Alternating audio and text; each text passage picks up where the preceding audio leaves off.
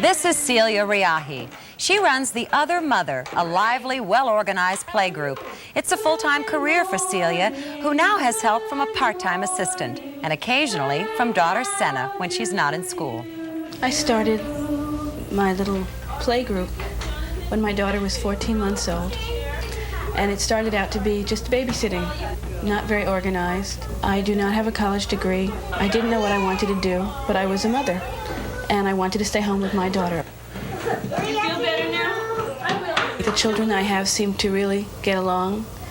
I happen to run my program like a school so that the children are here from September through June, the same group. My day is set up that the children are here from 9:30 in the morning till 4:30 in the afternoon. They have free play when they come for about an hour, and then we will have an activity. We might do watercolor painting, we might bake bread, we've made pizza, we've made cookies, and then we will gather together for a morning circle where we light a candle and say our morning verse and sing songs according to the seasons of the year. In nice weather, we go to the park in our stroller with all our supplies of sand toys and Band-Aids and Pampers and washcloth and lunch. Hold on till it's come out. It's long hours, it's true, and I used to get more tired when my day was not planned with the children. But now that we really have projects that we do, I just don't get that tired. Of course, I have my days where I'd like everyone to go home so I could take a nap, but I really, truly enjoy it.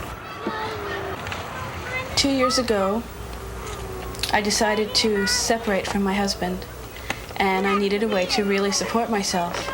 And what was just a kind of babysitting service, no guaranteed income, I needed to to think about it as a real business. I had a brochure that I wrote up. I have a name. It's The Other Mother. I am now licensed by the City of New York, the Health Department, and because of that, I can get daycare insurance. So it's a real business. There is a network of other women who do this, and we have like a support group. So we can talk about that, and we can talk about the problems that we have. And it's very helpful to speak to other people. The 92nd Street Y has set up the network of childcare providers, and they hold seminars. I want to welcome you all here to our first meeting. Eileen Bernstein is the coordinator of the network program. She somehow has gathered all these people together. We've all found each other through her. She's going to share her knowledge, her expertise, everything. When I met Celia, she had been doing childcare for about 3 years at that time. Being part of the network, she has really begun to feel like a very professional woman. She has become part of our administration at the Y, and she does run training programs for new providers. And then I had a contract, and then I raised my prices again. So we cover topics that are apropos to child care. We also do an introductory session on how to set up your program, how to schedule your day, how to handle interviews with parents, how to create contracts and a business for yourself. The main qualification that we look for in child care providers is someone who loves children, and that's the real one qualification that's necessary.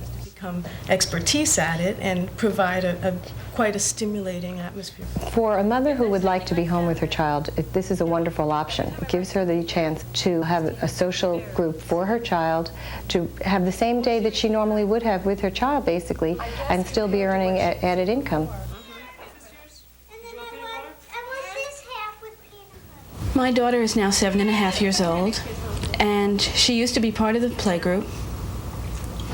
And she's always enjoyed it. I always made it a point, when she was smaller, to have a special place for her. She had to share her mother, she had to share her toys, but we did keep some things special, put away in the closet that were just for her. And now that she's older and going to school, it's nice for her to come home to all these children.